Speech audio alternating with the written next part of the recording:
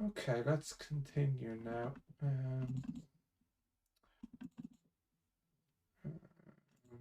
Okay, yeah, I'm feeling really tired, so I just don't know how much I can do today. But like I said, I want to do at least something every day. Um, yeah, we were talking about. Let's see. Okay, let's copy that over.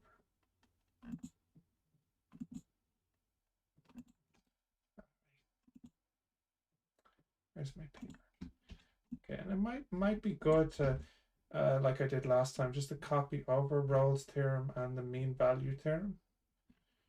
So let's just copy over mean value theorem. Okay.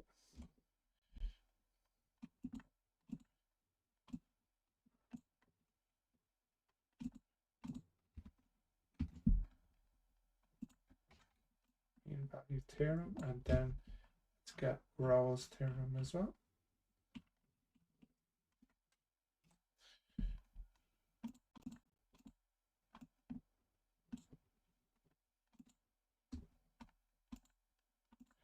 Okay.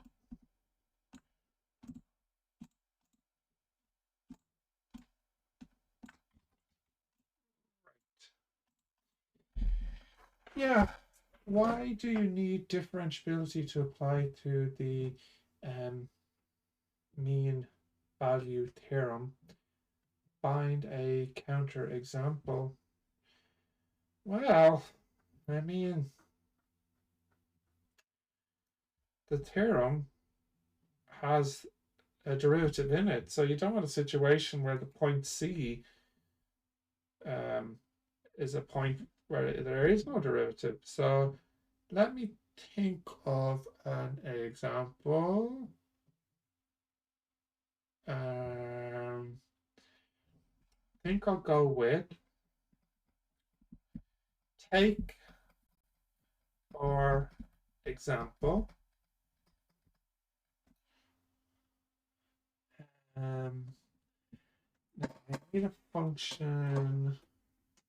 What will I use?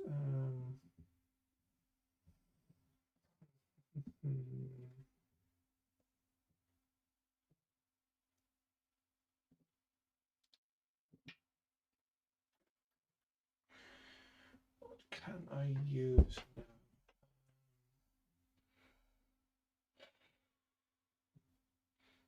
I need the function to not have a derivative at the point I really want, but still to be continuous. So I'm picturing something maybe like the modulus function. Um,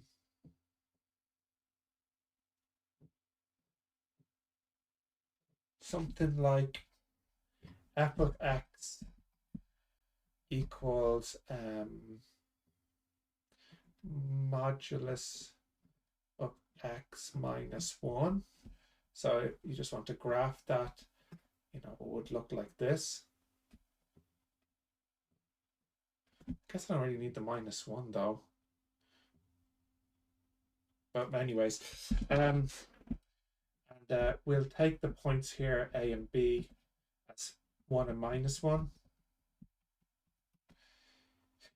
So f of B minus f of A over B minus A, that would be f of 1, it'd be 0 minus 0, basically, over 1 minus minus 1, which is 0. But f derivative of x equals 1 when x is more than 0, and minus 1 when x is less than 0.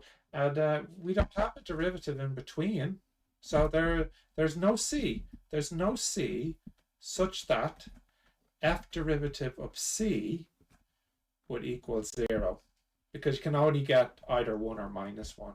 So I think that's a perfectly good example of why you need differentiability, because you can kind of see what's happening here. You kind of want this here to have zero slope, but doesn't really have zero slope because it's like a sharp edge. So you can't really say that that's uh, zero. And anyways, even if we could, I could just tweak the values here for A and B to just get some other point that isn't 1, -1, or 0, you know. So yeah, I think this is a good example. When are Rolle's theorems and the mean value theorem equivalent? So Rolle's theorem is f its continuous function again from a to b and differentiable over the open interval again a to b, and then mean value theorem says there's at least a c that makes this true, whereas Rolle theorem says that there exists a c such that f derivative of c equals 0, such that fa equals fb. So basically the mean value theorem with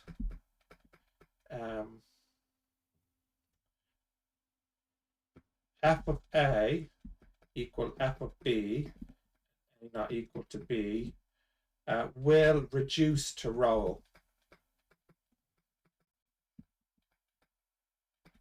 Because what you'll have is f derivative c will equal f of a minus f of b over, sorry, I meant to say f of b minus f of a over b minus a, which is 0, over b minus a, which is 0, which is exactly what you said in Rolle's theorem. So Rolle's theorem is a special case of the mean value theorem. So mean value theorem is here, and then Rolle is a special case of that within the theorem.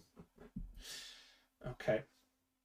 Right. Okay. That's good. That's good. Let's have a look at 151.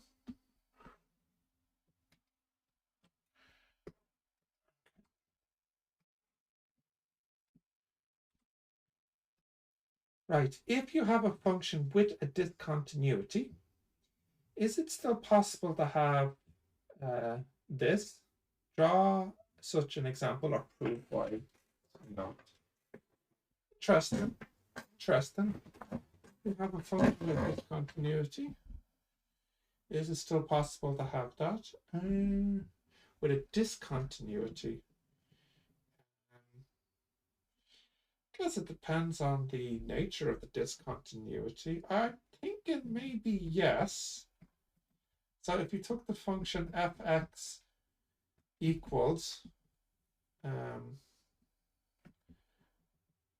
sine x over x, and the interval would be, let's go with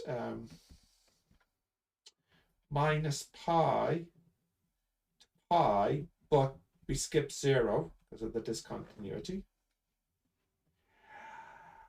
So f of a would equal 0, f of b would equal 0, and f of b minus f of a over b minus a would equal 0. So the question is, does there exist a c such that f derivative of c equals 0? Well, let's find out. So the derivative would be the bottom squared, the bottom times the derivative of the top, minus the top times the derivative of the bottom, equals 0. So that would be when x cos x equals sine x. So that's when tan x equals x. Now, there's no easy way to solve this, but it is solvable, which is the key point.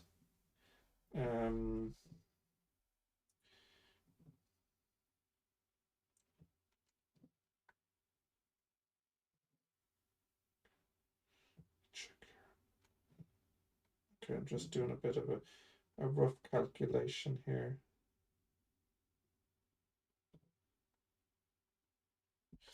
Yeah, yeah, yeah. Which has a solution. This is when x is roughly equal. So this actually corresponds to c. So c is roughly equal to um, 0. I'm using my calculator here, uh, and something called a fixed point. But yeah, I think roughly 0.22 perhaps, maybe. Something roughly like this, roughly. Anyways, yeah, I think that shows it. So like the graph of sine x over x, it has a discontinuity here. And then I think it'll go down like that to minus pi. Uh, yeah, and there's zeros there. And or maybe actually does it go down further? Sorry. Um,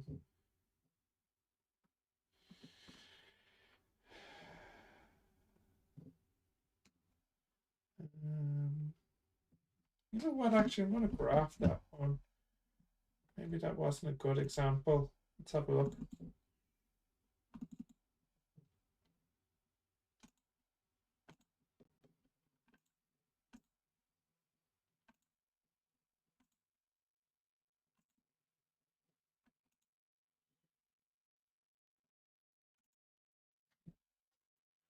Um,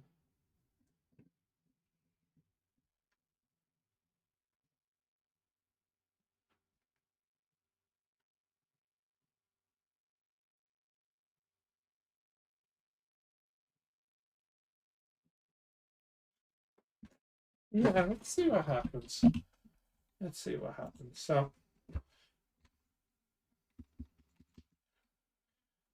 sine x over x, I plot that. That's from minus pi to pi roughly.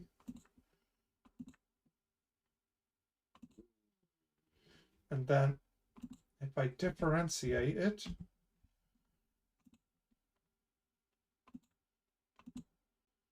and then solve it, but I might have to solve it numerically. Let's go with just 3 minus pi to pi. So we'll just say roughly minus 3 to 3. Okay, it's much smaller than I thought. Possibly it's being rounded off. It's supposed to be 0. So actually, maybe this isn't a good example. I might have to expand it. I'll just go with minus 2 pi to 2 pi. That would be safer. So if I go here and just expand this outwards, yeah, you can see that you'll get 0 slope here and here. So if I just solve between 4 and 6 instead, as an example.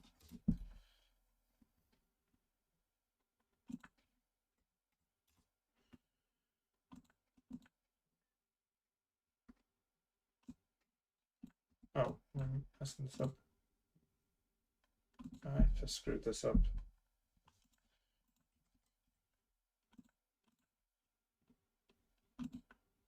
Yeah, 14? No, no. No. Let's just make it very explicit here.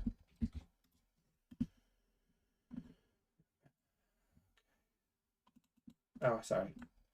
6, 4. What on earth? It's not. It's getting very confused. Very, very, very uh, confused. There should be some solution here, though. Surely. Surely. Clearly, you can see a slope of 0 here. Let's plot this one, this derivative.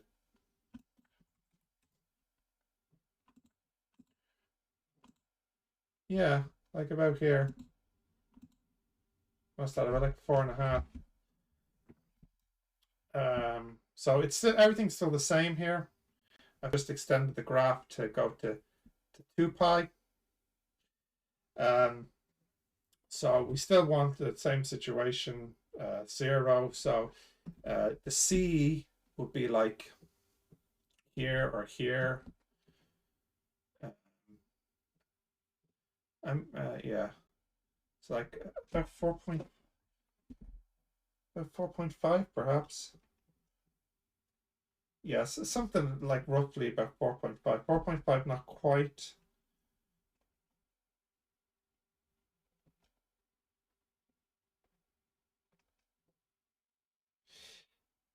4.5 is as good as I'm going to get, I think, with just guesstimating on the calculator. Maybe a little bit smaller. The tan grows so rapidly. Yeah, something like 4.5. About here, and there's a and here as well. So yeah, I think we can construct the situation where it still works. Um, yeah, we can do it. We can do it. Now let's just check the answer at the back though.